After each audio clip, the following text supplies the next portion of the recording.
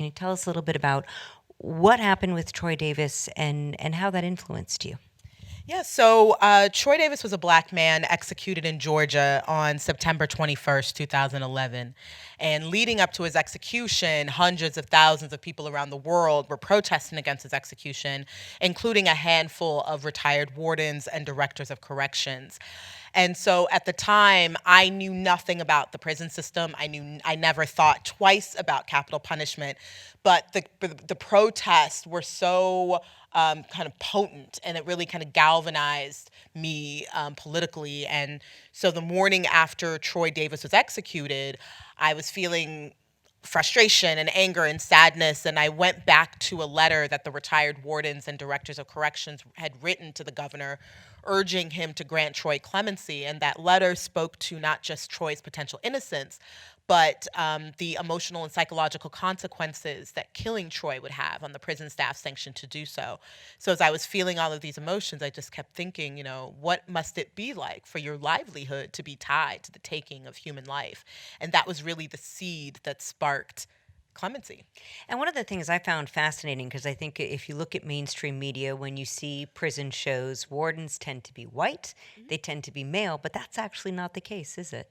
No, I mean, in Ohio, the majority of the wardens that I met throughout the state were black women, and most of Alfre and I went to Ohio in January before shooting, and we spoke with a handful of wardens and correction staff, and most of the people that we spoke to were black women. And so it's just representationally, we see something very different. Yeah.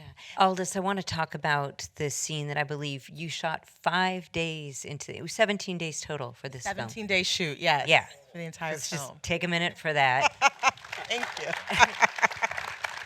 So 5 days in is the scene where you decide if anyone's going to take your life, it's going to be you. Can you talk a little bit about shooting that particular scene? Yeah, sure. Hello, everybody. So yeah, we did 17 days. All of my work was completed within 5 days, right? Yeah, it's called preparation. That scene in particular, for me, was sort of having to explore the idea of the value, the true value of life, because he's sitting there as someone is literally saying, "This is how I'm going to take your life. These are your last precious moments." And it calls to mind the idea of what we take for granted in so many ways that we don't even realize. So for me, I wanted to explore what that was through Anthony's eyes, through his emotions, and as you saw, he's not saying anything. He has to process this whole idea of his own personal value. At least that was the process for me. And I thought it was really a beautiful scene, beautifully executed. One of my favorite scenes that I've ever been able to perform, just because of how much it meant and the challenge of trying to say so much without having to say anything at all. And I thought it was really sort of smartly executed, because it takes us all a minute to just sit and be quiet and think about what is the real value here in terms of the daily lives we lead. What is the real value of the freedom that we have that we may not, fully engage in or fully take advantage of, So I thought it was wonderful. And then, of course, in order for me to really pull out that sort of performance, I had to rely on these two queens right here. Chinonye, I trusted you fully. It's like, look, you got it. We gonna get it. All right. If you good, we good. And then also pulling that emotion, that for me was, sort of playing ping pong back and forth with Alfre. Just being able to work off of her, how she was giving that energy, what she was giving to me in that moment is what I had to use to find those moments of levity and then find those deeper moments. So it really was a team effort, that entire scene, and I thank y'all for that. Richard, what's interesting to me about this film is that this is, of course, a film about capital punishment, but it's also a film about the choices that you make in your life as you get down a certain road. We think about, can I do this anymore, which we saw play out in both of your characters. And can you just, it's interesting because as an actor, it's one of the few professions that hopefully it doesn't get so taxing that you could keep doing it forever. But you could see as being this lawyer and doing the work that he would do, that it would hit a point where it's a little bit too much. That scene about the baby lawyer and the Snapchat. Can you talk about working through the baby lawyer in the Snapchat? Oh, when you were talking with Anthony about you're going to retire soon. I seen, man. You know the scene. We got the scene, man. Well, can you just talk about that, playing the emotions of trying to figure out what you're doing in that later chapter of your life? Yeah, I can try.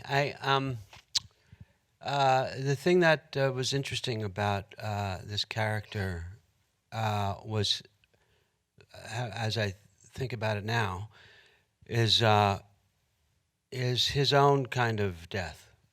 I mean, this movie's really about the collateral damage and the real damage of the choice of killing someone, and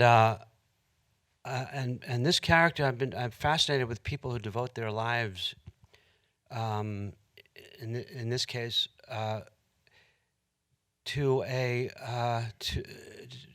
to work where if you lose, the guy dies. If you don't win, if you play a game of chess and if you lose, someone dies.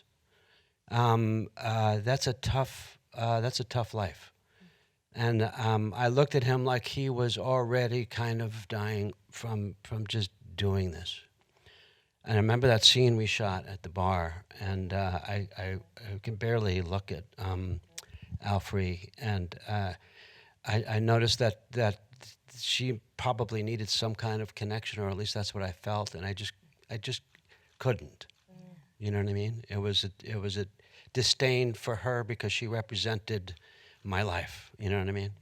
So that's what was kind of kicking around, and he felt a little bit like emotionally. The scenes with this lovely gentleman, this amazing actor. When he had hope, he expressed such great hope for my ability to do something, and it just killed me. It just killed me every time I felt the hope. It surprised me and killed me. Well, it's interesting because I think in a simpler version of this story, your character would be the really good guy and Bernadine would be the bad guy. But I don't think that anybody could walk away from this feeling like Bernadine's a bad guy. Can you talk a little bit, Alfre, about how you came to understood why? I mean, as you mentioned, that she wasn't necessarily beating up bunnies as a kid. So why do you think she did this? And did it make you feel at all differently about the people who do this work? Well, it was one of the great benefits of acting is that the requirement is that you never stop learning. Every time you approach some work, you've got to learn about somebody else's life, everything, their history, the anthropology of their communities, all of that, because your job is to leave yourself behind, the way you speak, your gait, your opinions, the way you see the world, and just find that person, find the human being, and tell the story looking out from their eyes. And so that's beautiful. And so everything I needed was meeting those women because I had no idea what that's like. I'm on the petition side. Don't put Tookie Williams to death. Stanley Tookie Williams that we executed here in California. So, but then that's not my job as the artist or as the actor. So I believe them. It's like we need warriors. We need them. I'm a pacifist, but I understand that. But I know that I can't put myself in that position because I am too emotional. That's why we do this work. And I admired their ability to stay balanced and to say, no, sorry your mom's dead, but you can't go because if you let one person do something, it was really understanding a job, understanding a point of view that is not mine, that I will forever sort of campaign against, but it doesn't make it right or wrong. It's just, the necessity. So, yes, I get them. I understand it. I understand how important order is when you're walking around in those in the prisons. Chinonye and I had the privilege of spending time with two condemned men besides the staff. And it is a world, it is farther away from my life than I've ever traveled. And I've done work in squatter camps and refugee camp, but, and it's right there, and we pay for it. So that's what we do. We go to be a witness to bring back what we've witnessed, and then you do whatever you do with it, because everybody comes to this the way they come to any other story or experience, with their own history. So our job is not to do anything other than to try to reveal what we feel, as best we can, the truth of a situation, of a reality. My thanks to all four of much. you. Thanks to Thank everyone you for so coming much. out.